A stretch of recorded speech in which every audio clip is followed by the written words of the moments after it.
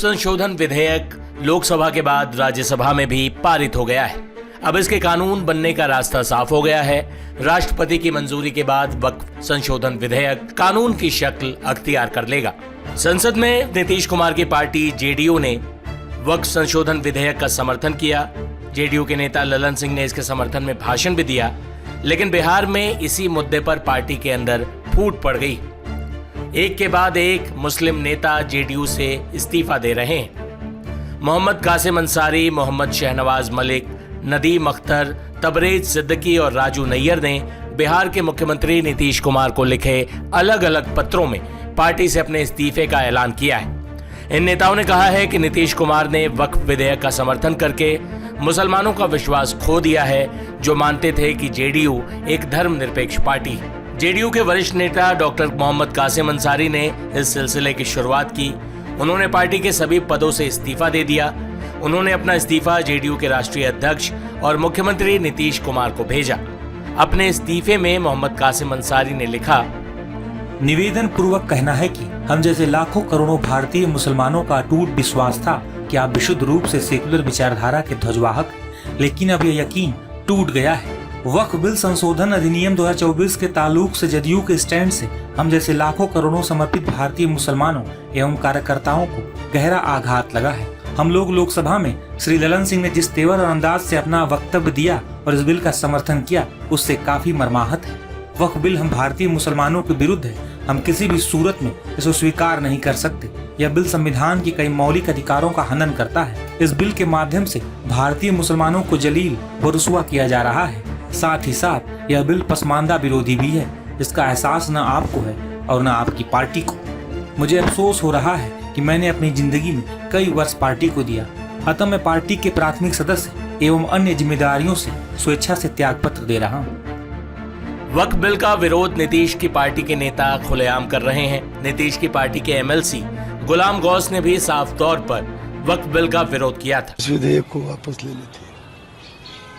कृषि विधेयक को लेकर देश में कितना आंदोलन संघर्ष हुआ, कितने लोग हाथाहाथ हुए, और मेरा माननीय प्रधानमंत्री से अनुरोध होगा कि वो जो है दोबारा इस देश को आंदोलन के भट्टी में, संघर्ष के भट्टी में न झोंके। ऐसे ही देश के सामने बहुत सारी जटिल समस्याएं हैं, उसका समाधान जरूरी है। इसकी कोई आवश्यकता ही नहीं थी। देश में जो 1995 का वक्फ एक्ट है वो काफी है सभी जगह के वक्फ बोर्ड के संचालन के लिए। इसकी कोई आवश्यकता नहीं है।